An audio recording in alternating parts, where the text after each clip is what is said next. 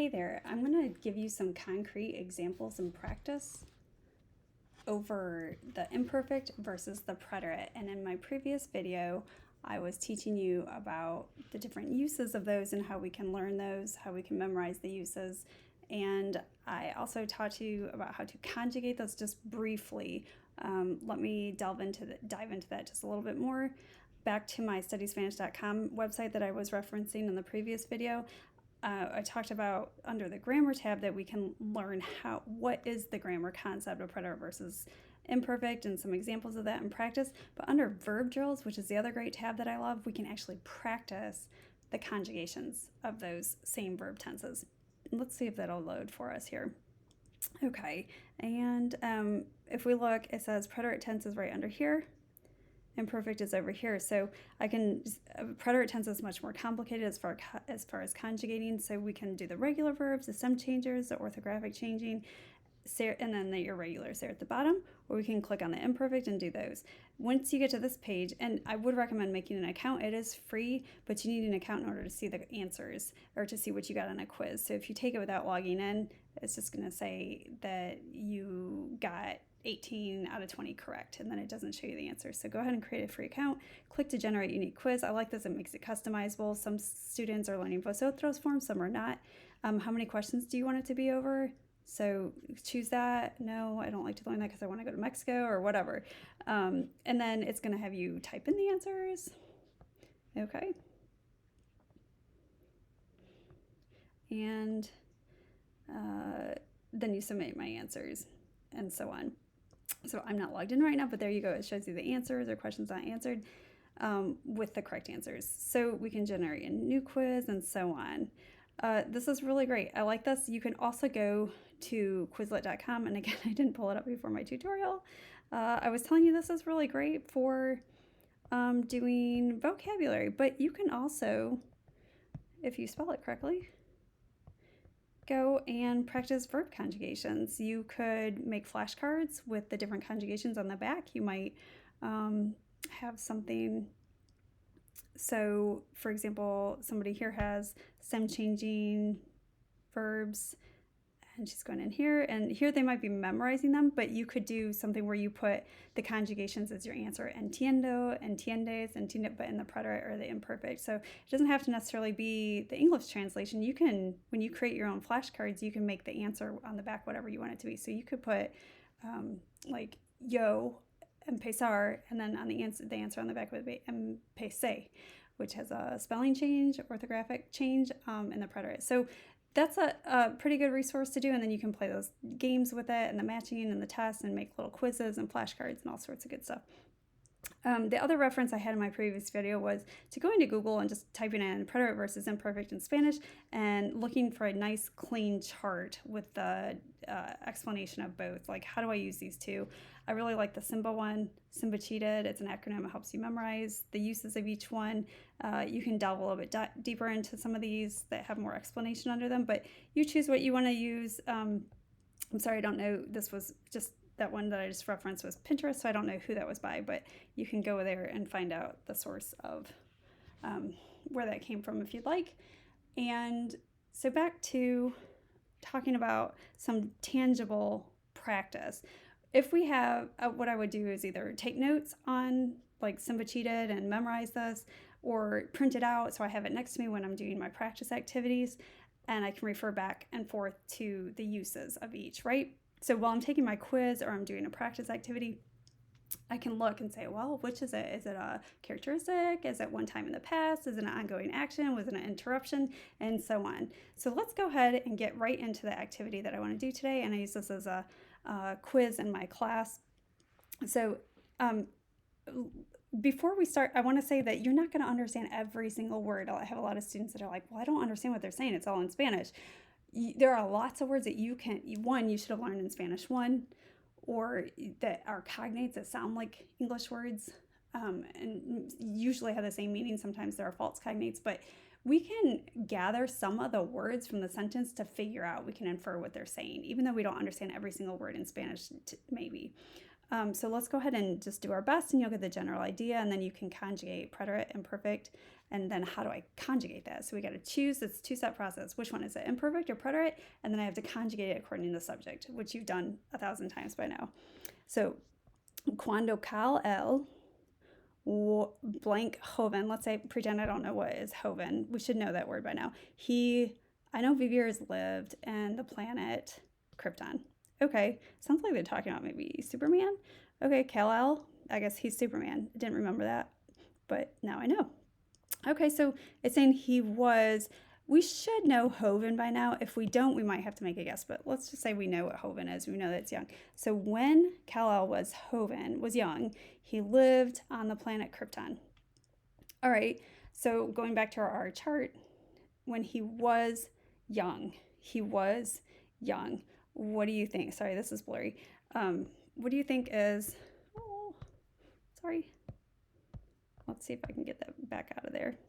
I'm not going to be able to enlarge that for you, so it's not blurry anymore, but it's a single action, an interruption, a main event, beginning action, arrivals, departures, characteristics, descriptions. Characteristics and descriptions when he was, age, when he was young. All right, so I go back and I go, okay, we're talking about Kal-El and when he was, so I have to know Sarah is an irregular and then perfect, but at least I know it's the imperfect. So now let's conjugate it and we come up with era if we have memorized our conjugations or practiced them at studyspanish.com under the verb drills. He lived. All right, well, he lived on planet Krypton. It's a single action, interruption, main event, beginning action, and I go through my list, right? So when he was young, he lived. Was it just like one and done, or did he live there for a while? It was over a period of time, right? So I would go with vivia. He lived in the imperfect on that one. And I'll be very transparent in that as Spanish not being my first language, this is one of the most difficult concepts to learn as an English speaker, learning Spanish as my second language, and that and Sarah and a star, and I still make mistakes. I've spoken Spanish for 25 years now, and I still make mistakes or have to stop and say, wait, was that the right verb tense? Is it imperfect or preterite? So if you are struggling with this, that is completely normal. And it just takes practice. It's just like learning an instrument or learning a sport. It just takes practice. And once you've done it over and over and over, you'll start to get towards, where you can do it more easily. But one day, his parents, and it says to say goodbye. They said goodbye. We don't really know what say means, maybe. Oh, stem changer. Of him, to him. Okay, and poner. What's poner? Maybe I have to look it up. Okay, they put, I don't know what lo means. And, it's translated spaceship. For salvarlo, I don't know what that means. Explosión, that's probably an explosion. I know what Krypton is. That was the planet he was born. Okay, so let's put it all together. But one day, if you looked at studyspanish.com, you saw that commonly used words with the preterite were like one day, last year, yesterday, last night, one time events. That signifies the preterite. So we know that one day, this is an action that happened one time. If it's an action that happened one time, single action, it goes to the preterite. Okay, so I look back at my cheat sheet and I say, okay, now I have to deal with conjugating that word into the preterite. Nobody likes preterite, especially when it's a stem changer. So this is a very tricky answer. This is a stem changer that goes to E to an I only in the third person singular and plural. That's a L-A-O sted form, eos, eos, ustedes form. So we're going to have des Vidio. Our ending is the same, but we have a stem changer in there. Say despidieron. Oops, it's his parents, not one parent. Say despidieron. P-I-D-I-E-R-O-N. And I apologize, I can't draw on this page because I didn't save it as a screenshot. My apologies. And they said goodbye to him, and they put irregular. They put in, how many times did they put him in the spaceship? One time. With single action, right? Refer back to your cheat sheet. Single action. All right, see how we're going to start to know. Single action is preterite. Single action is preterite. Puso. Oh, they, plural, pusieron. Lo. Well, it makes sense. They put him. Oh, lo must be him. In a spaceship in order to say, oh, lo, him from the explosion. after a largo, long, or large, or something. I don't know what that word means, and I don't know what viaje means, but we'll just keep going. After a long something or large something, he, oh, I know you good because I practiced on studyspanish.com or I made flashcards on quizlet.com. He arrived to a pueblo, a city, town in Kansas where Jonathan and Martha Kent found him. All right, so let's break it apart. After his long something or large something, right? We have, sorry, my screen went blank. He arrived at a town. How many times do you arrive somewhere? How many times do you leave somewhere? Okay, we should know this one by now. We've done it. This is the third time we've had a single action or the beginning or end of an action. So that's a one time. That's a preterite. L, we're conjugating for he. Llegó. O with an accent mark. To a pueblo. Again, I apologize. I can't write on the screen.